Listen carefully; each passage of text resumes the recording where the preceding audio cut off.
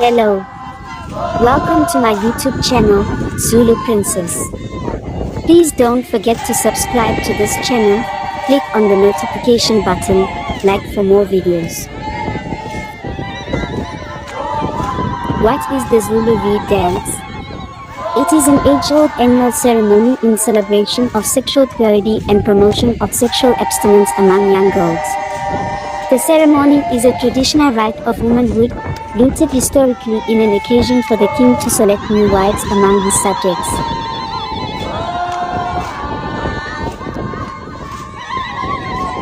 Twilight nestles behind the mountains in Umhlanga town, the birthplace of South Africa's ethnic Zulu group.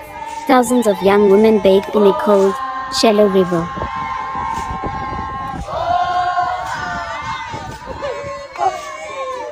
Bare-breasted, the gleaming young women wearing in colorful traditional beads, pick up reeds which they will carry as they file past the newly crowned Zulu King Mr. Zulu.